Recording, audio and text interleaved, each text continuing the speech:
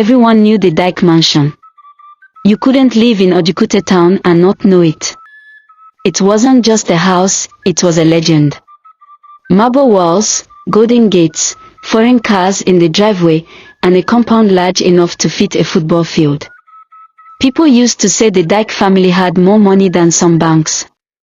But money wasn't the only thing hiding behind those tall, expensive walls. That house had secrets. And this is the story of the biggest one. The story of a maid. A girl named Ngozi, who came into the house barefoot and left wearing the crown no one saw coming. Ngozi came from the small village of Umuosu, deep in the east. Her parents died in a mysterious fire that burned down their entire compound. They said lightning struck their thatch roof in the middle of the night, and by the time the neighbors rushed out, it was too late.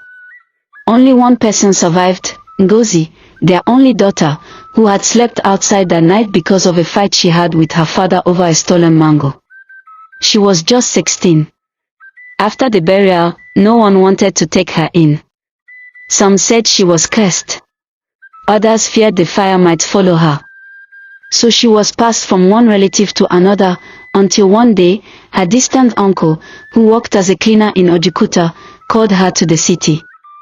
"I hear Madam Veronica Dike needs house help," he told her. "It's a big house. You'll eat, sleep, and work. At least you won't starve." So Ngozi went. She wore second-hand slippers and carried a small nylon bag with 2 wrappers, a Bible, and her mother's photo. When she arrived at the gate of the Dike mansion, she thought she was dreaming. She had never seen a gate so tall, or walls so clean. Even the flowers by the fence smelled rich. The gateman, Papa Ikena, opened the gate and looked at her from head to toe. He said nothing, just sighed and pointed. That was the first day of her new life. She met Madame Veronica that afternoon. The woman sat on a long couch, holding a glass of juice. Her nails were sharp and red, her voice like the edge of a knife. She didn't say welcome or ask her name. She just looked at her and said, "Sweep the corridor. Don't be slow." And from that moment, Ngozi became invisible. She mopped marble floors with bare hands.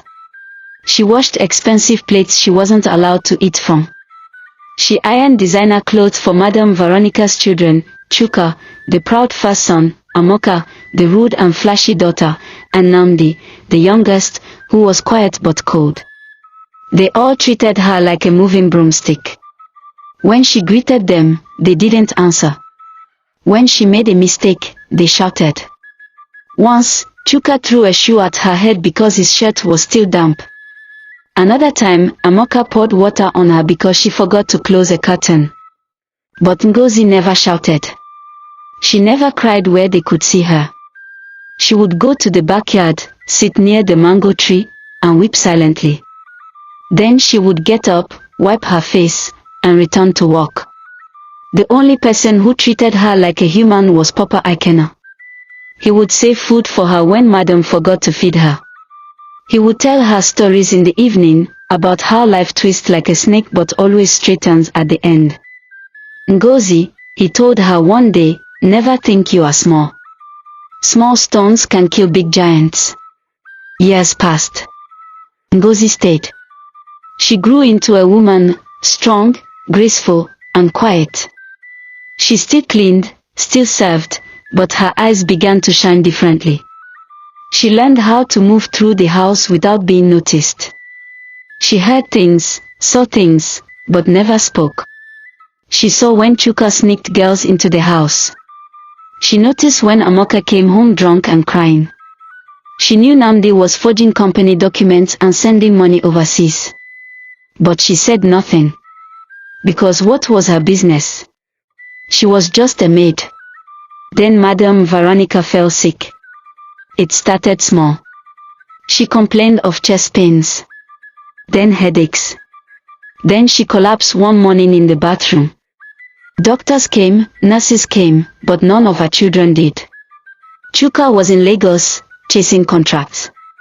Amoka was in Dubai for a fashion show. Namdi sent a text. Only Ngozi stayed by her side.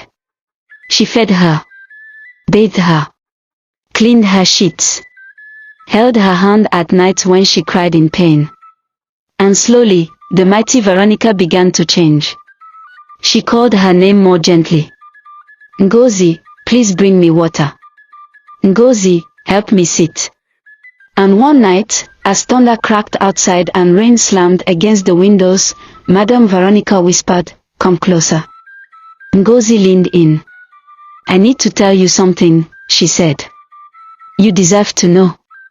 Ngozi's heart raced. Madame Veronica took a deep breath. "You are my sister's daughter." Ngozi froze. She blinked. "Madam." Madame Veronica coughed. Her fingers trembled slightly. "Your mother, Adiz, she was my younger sister. We grew up together. But when she married a poor bricklayer from Enugu, our father disowned her. I was angry. So angry I didn't even attend her wedding. We never spoke again. I heard she had a daughter, but I didn't know it was you. When they brought you here, I didn't recognize you at first. But after a while, your eyes, your voice, your kindness, it was Adiz all over again." Tears slipped down Ngozi's cheeks. Her chest rose and fell with quiet pain. "All this time," she whispered. "You knew." "I didn't know at first," Madam said. "But when I found out, I couldn't face it. I was ashamed. So I punished you. Not because of you, but because of my guilt." Silence filled the room like smoke. "I wronged you," she said. "And I'm sorry." Ngozi looked at the woman who had ruled her world like a storm. And instead of anger, she felt something else. Pity. She nodded slowly. "I forgive you." 3 months later, Madame Veronica died. The entire town came for the burial.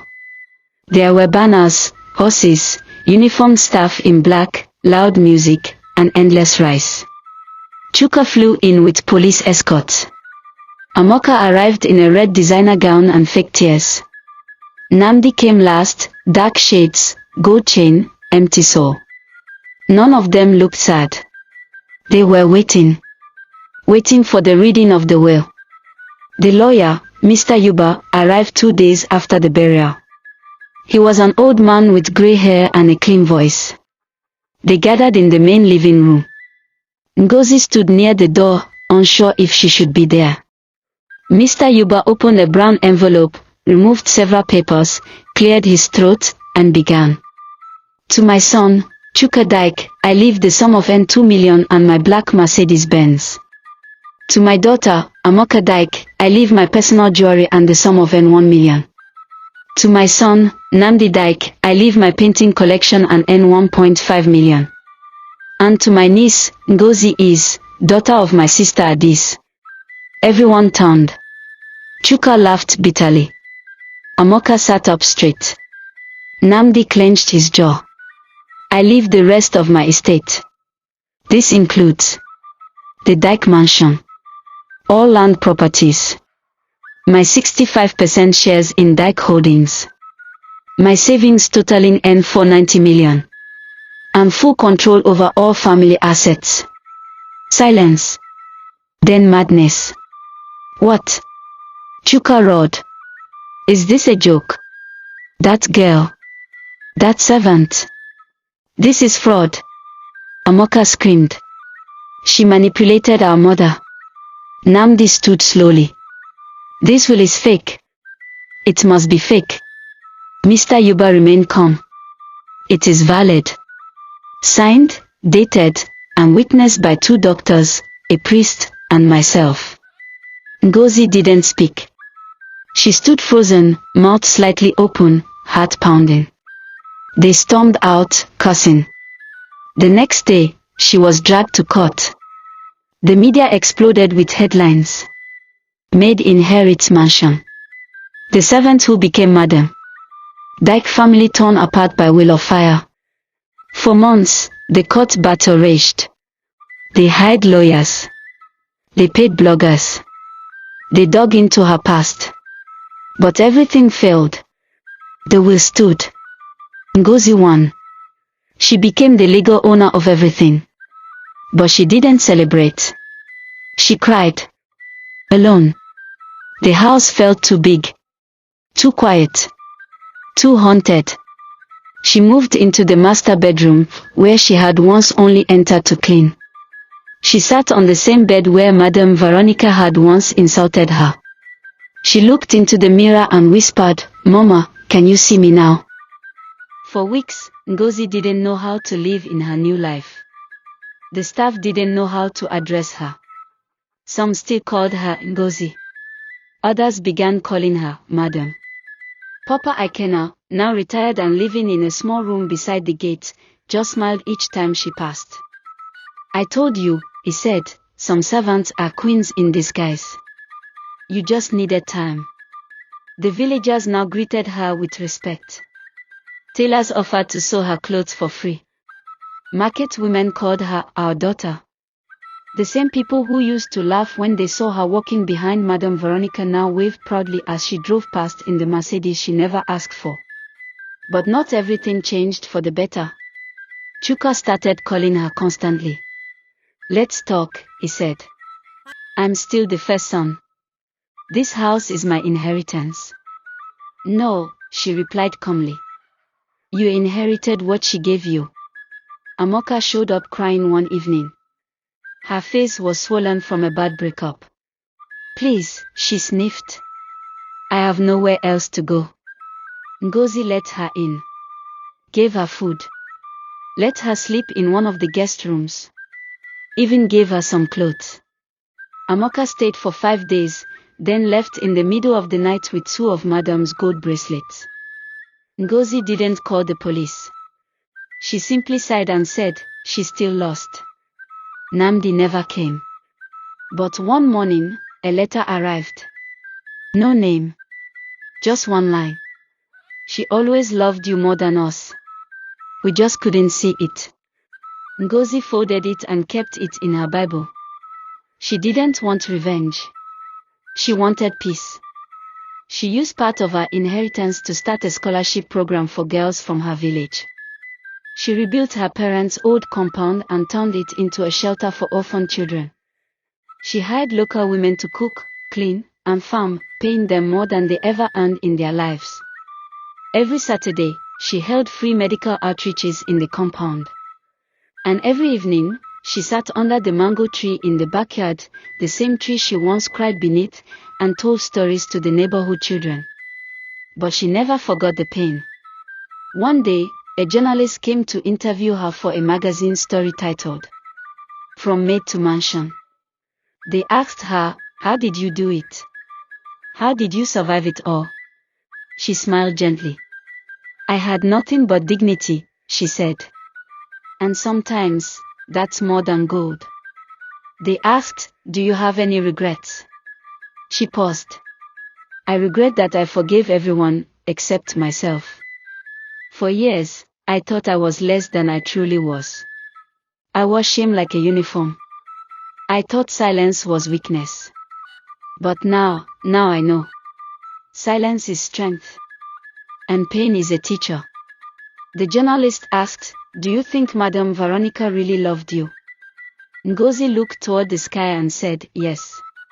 In her own broken way." She couldn't say it, but she showed it in the end. "That's enough for me." At 50, Ngozi looked younger than ever. She never married. She said she had already given her heart to the forgotten. She wore simple clothes. Ate simple food. Laughed often. Slept peacefully. And one day, the government named her compound a heritage site for women's empowerment. At the front gate, she hung a golden plaque. It didn't have her name or a title. It simply read, "The one they ignored became the one they remembered." Never let your beginnings define your future. Power is not in money, but in how you treat others. Forgiveness is not forgetting, it's freedom. Even a servant can be royalty in spirit.